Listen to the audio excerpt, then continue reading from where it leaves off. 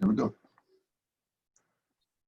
What's going on, everybody? Welcome back to another episode of Life's New Normal podcast, where another day of learning awakes us all. My name is John Register, and I have the honor of being your host and introducing you to amazing individuals who have amputated their fear and embraced a new normal mindset.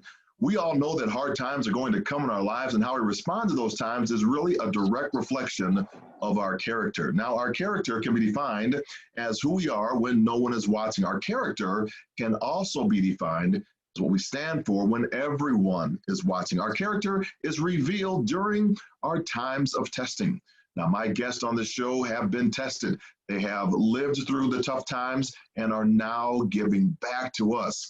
So today is another special show because the guest I have for you is another friend of mine. She is a Marines Marine. You will follow her when this show is over because you're going to be like, oh my gosh, I don't even believe that this is even possible. So let's meet our guests for today. Have you ever lost a job and the effects of that loss caused you to be homeless? On top of that, did you happen to be a paraplegic? Well, our guest has been through all of it, but she has and is one with grit, with mettle, and a dogged determination to prove that she can. Since her injury, she has had numerous accomplishments. Just to name a few, she has rode around England. She is a Paralympian, and now she is embarking on her second solo attempt from Long Beach to Hawaii. What? Personally, I think I'm going to be flying Southwest Airlines. But in our current Corona environment, she might beat me there. So please welcome my Paralympic sister, my fellow disabled veteran, and the one who will soon be in the Guinness Book of World Records as the only disabled female woman to row solo from Long Beach to Oahu. I think that's where you're going to land. Angela Madsen, thank you for being on the show. Oh, thanks for having me, John Register. It's an honor to be here. Look at that. Interviewed by the legend. What's that? Yeah. That's the boat. Holy cow. We're going to get a tour of that boat. I got some questions before we get into it, but oh my gosh, that's a beautiful, absolutely beautiful boat. So we'll put that on the screen so everybody can actually see it. So I have to ask the obvious question here. Why are you rowing to Hawaii? It's just since I took up ocean rowing, it's always been like a dream of mine or a goal to row solo across an ocean. When I learned about ocean crossings, and I've just never had all these other opportunities have presented themselves to go as crew, to be skipper of massive numbers of people going across rowing, but never for me to go solo. So finally, it's time for me to live my dream. Wow, what a dream that is. I mean, I've had some thoughts myself, not to cross an ocean. I've wanted to do like the old the Lewis and Clark expedition. So I wanted to row or get in a canoe and travel the Mississippi River from top to bottom, and just do it in chunks. I would never try to do it in one setting, but that's amazing that you are embarking on that. But this is not your first attempt. You've had another successful tandem row from what you're doing right now. How is this different, in your opinion, and why? I know you had a failed attempt on the first one. If it's there, you try again. But why is it that that you want to try this for the third time? Because I haven't completed it solo, and that's been the goal. So if I complete it with one other person or 4 people, that doesn't achieve my specific goal. So it's not done until it's done for me. I just wanted people to hear that, because it's not done until it's done. We're in the COVID-19 season right now as we're dating the show, but there are also other challenges that come in our life that will come after this is over with as well, and it's not done until it's done. I love that you're saying that. A lot of people want to jump back into the work environment right now, a little bit too fast, in my opinion. But I don't know what the future is going to hold. They don't know what the future is going to hold either. I think we should continue to do the stay-at-home stuff until we've kind of gone through the entire bottle of medicine, just to make sure that we're all okay. But that's I another agree. story. I really, I'm really impressed by you, and I'm sure our guests are, about taking on this challenge, because this is something ahead of you. It's like somebody trying to climb Mount Everest or Kilimanjaro. It's those type of heavy lifts that really inspire people. And we're recording this on the day that you're about to shove off. Yeah, I'm going at midnight tonight. Wow, and so this is April 23rd. So at April 24th at 0001, you are launching. That is Absolutely. that's absolutely insane. So now I've known you for a little while, and I've never known you to do things that are easy. They're always either a personal thing that you want to accomplish, or you got a chip on your shoulder, somebody told you couldn't do it. Tell us the story of the grit and the determination. Kind of, how did Angela become Angela? Oh, I don't know. It's like people saying that I have a resilient trait or was born with one. I've just had more opportunities to practice. The more you get to do something, the better you get at it. So everybody in the world is capable of resiliency and adversity and overcoming challenges and obstacles. Some of us are just more practiced at it. And I don't know, I've kind of always had this adventurous spirit. I mean, when I was a kid, I would go traipsing through the creeks in Ohio. I would come back covered in mud and full of leeches, but I would have climbed, scaled these 10-foot cliffs and gone up and down these creeks. And I was just this little, adventurous kind of spirit. And I didn't let that die with the use of my legs. I just kept it going. Yeah, well, before we get into the use of your legs, you're talking about that, of this adventurous spirit and the resiliency that you just have more practice. I was laughing because usually with resilience comes adversity. And so you've been through some adverse times and had enough times to practice it. Can you walk us through that experience of that kind of moment? I mean, you're in the Marine Corps, and then kind of what happened? I was in the Marine Corps as a military police, but I'm also 6'1", standing, 4'6", sitting in the wheelchair, and 2 feet if I fall over on the dance floor. So I was a center for the all women Marine Corps basketball team, and I got tripped in a game, and somebody landed on my back, and it ruptured 2 discs and damaged my sciatic nerve and ended my military career. And I got discharged with like a 10% rating, and then life went on, for about 13 years of degeneration. I finally had to have a surgery. Yeah. And I had a great job. I was working in engineering in Fullerton, and I was going to go to UCI Irvine, but when they found out it was service connected, they said, nope, we're not covering it. So you got to go to the VA. And I guess it was what was supposed to happen. I went to the VA, and during the surgery, they took out the wrong disc, put the bone grafts in wrong, and compromised my spinal cord in the surgery. Which, things happen everywhere. Mistakes happen everywhere. It's what they did after they expunged all evidence of wrongdoing. Hey, I thought we just lost the feed. You said that there was some evidence of wrongdoing.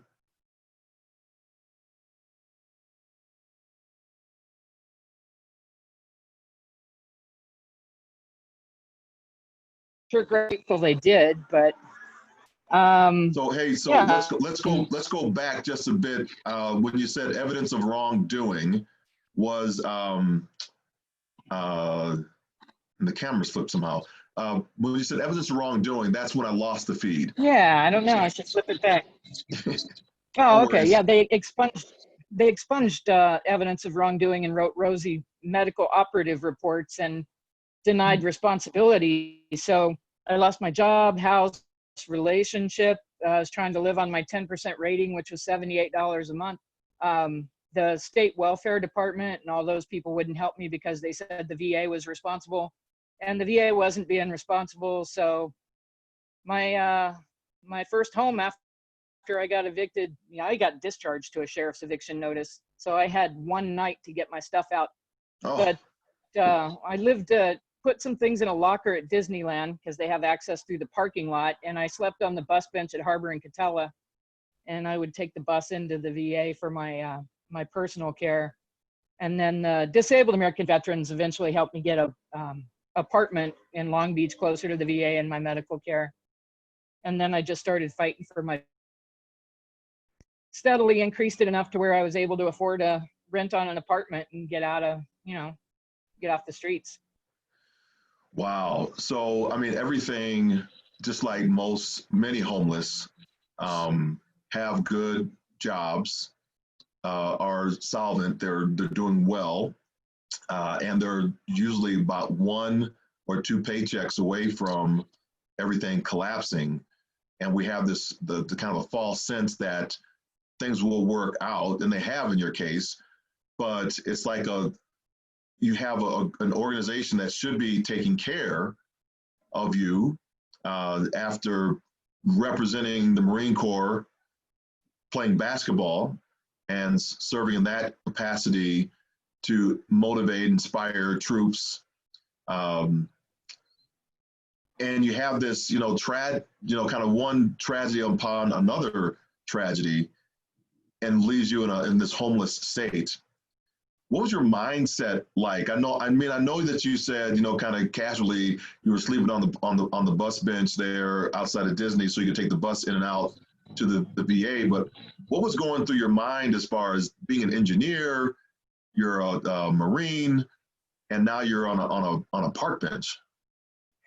Well, the first couple of years were the hardest. I didn't foresee having any kind of a future or a life, only pain and suffering. I was just overwhelmed by the situation and circumstance to the point where I even tried to take my own life. And it's, for a brief second there, like 30 seconds, I don't know however long it was, I was actually one of the 22. So when the EMTs brought me back, that's kind of like it was the precipice or a pivotal point for me where I couldn't live the way that I was living, and I had to make the change. And usually things don't just get better. You have to work at it. You just can't sit there and say, I'm waiting for the world to change. You have to get out there and change it for yourself. It's our own personal responsibility to move ourselves personally, positively forward, not to remain adrift. I'm getting into nautical stuff again. I caught that. Yeah. It's a person. And instead of blaming other people and being angry and being a victim, it's like to actually get out and be proactive and make the change you need in your life yourself. You got to set the azimuth. Yep, pretty much. So that's kind of what my progress has been. Set the course. My evolution. My new normal, my evolution. Yeah, thanks for dropping the show plug in there. I appreciate you. That's fascinating because I see that as such a negative, right? And people get lost in that. Even you said you had it down to where you became one of the 22 vets that commit suicide every day. And I realized when I was at that point, empathizing with you now, it was for me, I was on my cousin's bed, or it wasn't her bed, it was her couch in San Antonio, Texas. Worst pain I've ever been in my life. I mean, my leg's gone. It felt like knives were sawing at the back of my Achilles tendon. I was sweating. My pulse is at 130 beats a minute. I mean, it was really tough. And then I saw going down the 5 freeway at about 5:30 in the evening time, O.J. Simpson and the white Bronco chase. And this note. Okay, I remember. Yeah, you remember, right? You remember that the date was June 17th, and it was exactly 1 month after my injury. So I was injured on May 17th, 1 month. I mean, I think almost the hour was about the same too. And the reporters read what appeared to be a suicide note from the Juice. And I determined, just like much what you said, at that point in time, that I don't care how bad this pain gets, I'm going to fight through it. I'm going to fight to the other side. I'm going to fight to see the light. And I think that's the shift that we have to have. Before the activity comes, before we step out, before we roll out, we have to have the mental shift, the resolve in our mind that we are going to make it the next second, the next hour, the next day, the next week, the next month, the next year. And I see that so much in you as the fighter. Having conversations about grit and determination, even when I was working my, a former job. I say you never count out military people, you never count out medalists, because there's just a different mindset around how people will achieve. So as you get ready to go off, I want to know some of the mindset things that you're in right now, because well, even before I get to there, it was the VA that kind of put you in the spot of going down this downward spiral into homelessness, even to almost taking your own life. So glad you didn't, and didn't succeed. But now, through the DAV, Disabled American Vets, you kind of start up this other road, this other pathway. So you're down at the bottom and you're making your way up. And you find like the wheelchair games, also a disabled veteran program. Can you talk about that journey and couple that to the mindset that you just had after that kind of that recovery?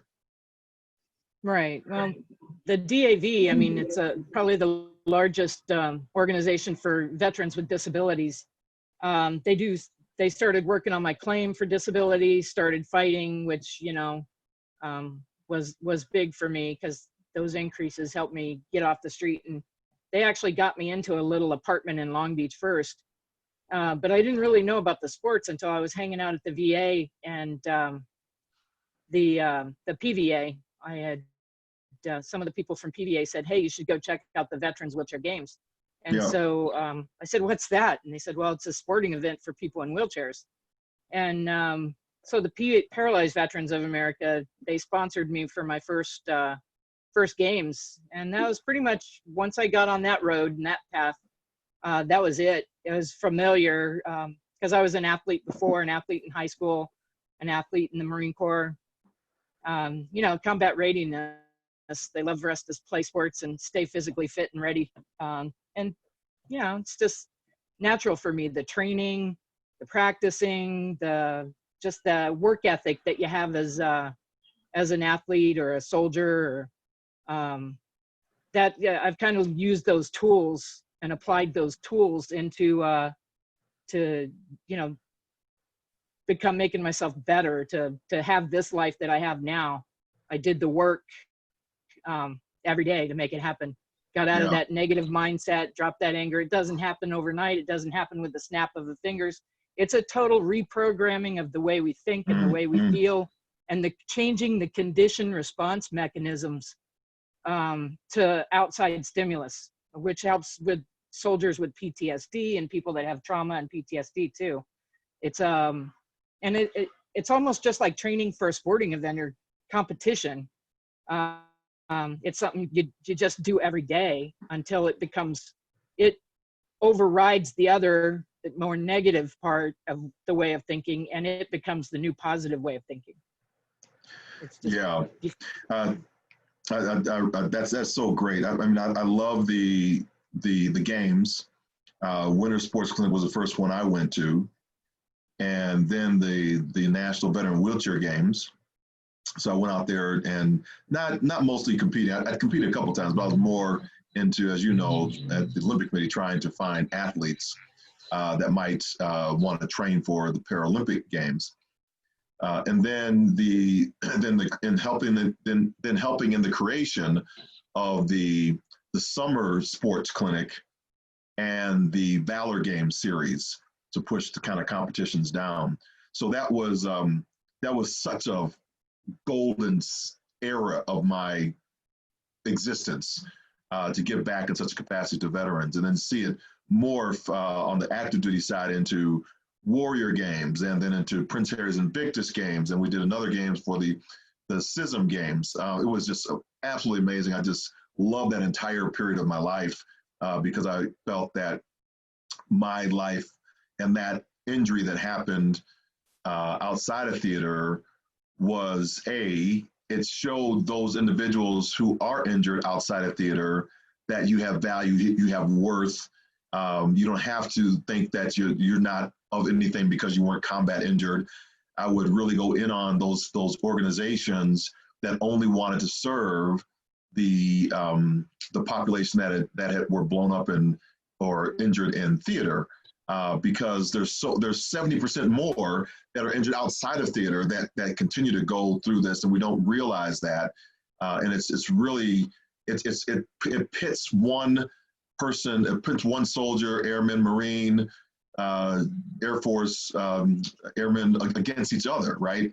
That, oh, you weren't injured in combat, so therefore you aren't. And we get that infighting going on. So I was really keen on pushing those organizations to accept, as if they could, the mass, because we're all in this together. We're all fighters. And even though some had been to war and hadn't. So I want now to shift a little bit because I still see that beautiful boat in the background. And I would love for us to get a tour of that monstrosity that you're going to take from Long Beach over to Hawaii. Is it Oahu that you're trying to get to? Yeah, Oahu, coming in at the Hawaii Yacht Club at Waikiki. Beautiful. So it's 2,500. Is that Magic Beach? Is that by Magic Beach? I'm not sure what beach it's by, but that's where I'm coming in. But the finish line is actually Diamond Head Lighthouse. That's going to be my finish line. Not that far then, yeah. Diamond Head Lighthouse, gotcha. And then I'm coming into Waikiki. That's where the Hawaii Yacht Club's going to be hosting me. Oh, that's awesome. Okay, great.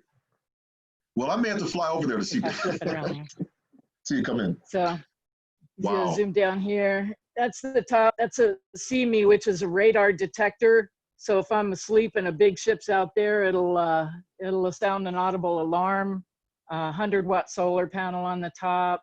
So we're going bow to stern, anchor bridle, using a cable here. Goes all the way back to here, so I can reach it to tie my anchor on here. So this first little cabin here, this is parachute anchors, roads, storage. Inside here, also my little holding tank, my porta potty, flare kit over there on the courtesy flags, air horns, whistles, fishing pole, 2 sets of oars, and I have 1 set inside that are cut that I can epoxy back together. This is the cabin in here. And you just said fishing poles. Yeah, I have a fishing pole over here in case I you gonna have time to fish? I never have yet, but if I run out of food or my food gets compromised, then I'll have a fishing pole with me. I've never really had enough time to fish, but if you're on parachute anchor, why not? So, yes, yeah, absolutely. There's all my electronics over there. Right. Oh. So electronics over there. Let's see, navigation, EPIRBs, the foot stairs are there, and the sliding seat goes there. It's 20 feet long, 6 feet from gunnel to gunnel, and it has a 1 meter draft with the rudder, and it weighs about 750 pounds. And then I've weighed all my food and all my kit, and adding it to that, it comes out to about 1,228 pounds. This is where I sleep, right down in here. And then I have my foul weather gear over there, my rowing clothes over there, my meds, all that stuff is in here. My personal care stuff is in the netting. The electronics is over here. Inside the cabinet over there is my desalinator, my water maker. And that's pretty much it. It's self-righting, so if a wave hits it, it'll roll back up in that justification. As long as I don't go over with the hatch door open, it'll be fine. Don't do that. Well, I have a plan in case that does happen. I have a little solo aviator's life raft that I can open both hatches, and I can inflate that inside and displace the water. which would enable me to self-right the boat. So the planning behind this is absolutely insane. I look at it from the standpoint of going to like an Olympic or Paralympic games and all the plan that has to go into that. But to go solo, right? That's going with the team. That's going with your full on staff that are there to be behind the scenes to help athletes make that journey to the medal podium. But you're doing this solo. Talk about your planning process, because I'm hearing meds. I'm hearing that you plan for if I run out of food or the food gets compromised. I got a way to eat because I can throw a line in the water and catch a fish. I'm not going to Tom Hanks it, but on Castaway. But talk about. I do have a Wilson on my boat, A Wilson. You do have a Wilson. Who's you got a Wilson? I do have a Wilson. He's in the other side of the gunnels. You couldn't see it from the side of the boat that I was on, but. Is it a volleyball? Yeah. Oh my gosh. Yeah, we gotta tell Hanks you're doing this, man. I know, huh? Oh, see, you can probably see it from this side. Let me flip pan around. He's down there in the netting next to the Snapchat ghosts. Can you see him? No, it's the other way, I think. Because I'm looking at your window. Let's see. Wait a minute. So Angela, what she's doing right now, she's reaching over her boat to show us a picture of Wilson. And if everybody saw the movie Castaway with Tom Hanks, and he's Castaway, and everybody knows about Wilson. So she has Wilson on her boat, everybody. So that's crazy. I do. Let's see what's going on here. Something's going on with my phone. I just lost the feed. So it's okay. There we go. It's back. You're back again. There we go. Now you're looking at me, right? I'm looking at you. And your shades are looking back at me. Still me. I know I found that spin around button. Where did it go? I know it's hard to see in the sunlight out in California, the beautiful. There it is. Oh, I see it. Oh my gosh. Yeah, he's next and it's like the paw print of Wilson too. That's awesome. Yeah, that is funny. That is he's funny. He's had on my Coast Guard helmet. He's had on a COVID mask. He's been not practicing social distancing and been a little too close to my buoy. So he's got a thing for my white trip line buoy out there. Yeah, I see they got a little thing going on. So.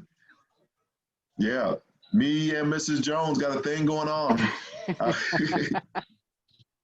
Wow.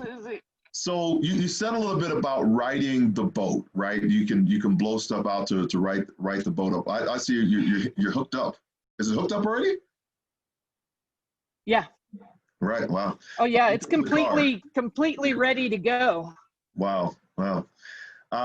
You talked about riding the boat, so that's anticipation of rough seas. Have you when you've rowed before? Have you been out there in some rough seas, like big waves? Oh yeah. Yeah, I've rolled a few times, but I've always been inside the cabin. Usually it occurs when you get sideways to the waves, which doesn't usually happen when you're rowing. It usually happens when you're in transition from the cabin to the deck, or when you're in transition to put the parachute anchor out, you can get sideways to a big wave. I've surfed it down 15, 20-foot waves with my hair on fire. It's kind of fun. Wow. On one of my rows, so you have a bucket for a toilet. So one of my rows, this Australian's sitting on the bucket and we see a big wave coming and he doesn't see it because it's at his back.